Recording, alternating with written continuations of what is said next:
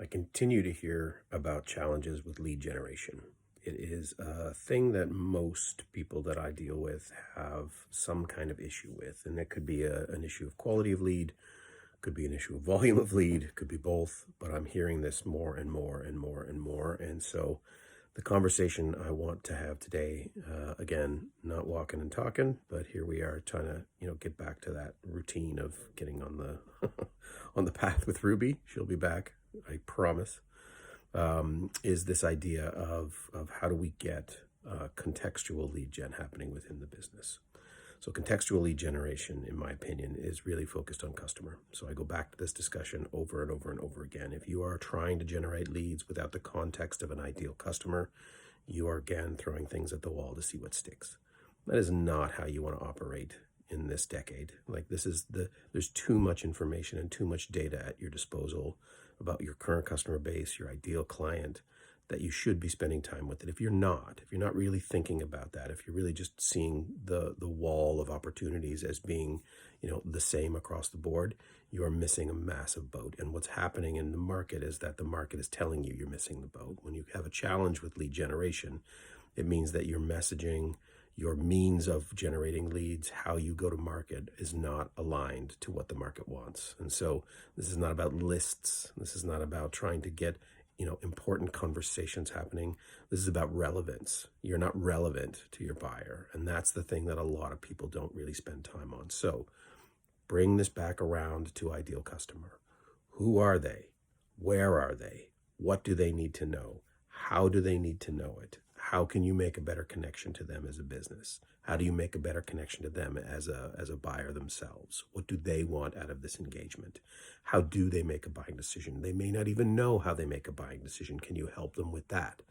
So these are the things that, as lead generation becomes more and more and more challenging, and it is the most common conversation we're having right now.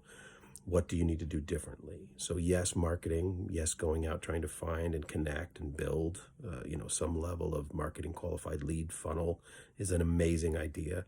Do that smartly, do that well for sure. But if you have a sales team that's really just challenged to get conversation started, what can they be doing differently? Again, if we are dialing for dollars, that is a very, very, very tough place to be in 2023.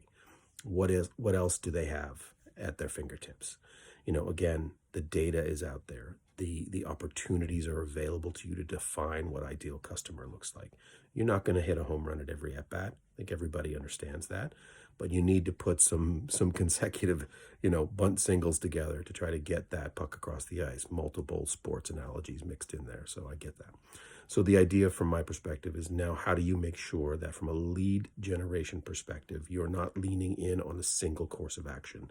Word of mouth is amazing. It is absolutely 100% not scalable. So figuring out how do you go beyond the barbecue conversation between Jane and Jerry, like what does that look like for you as a business? So these are the things that I want entrepreneurs thinking about at scale. How do you make a better buying decision for your customer? What do they need to know from you to make this easier?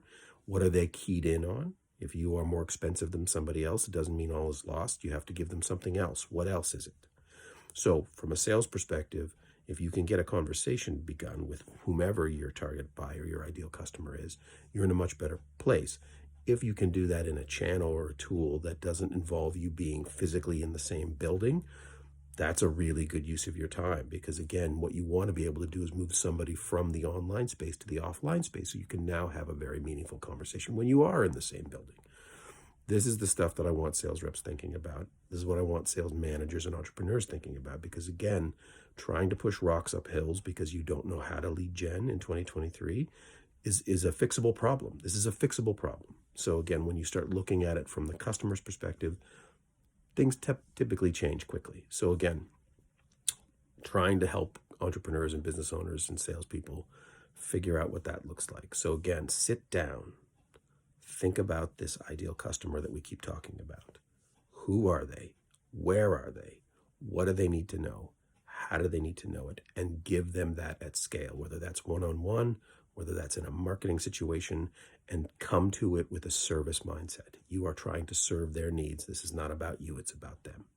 Anyway, not walking, definitely talking with Ruby.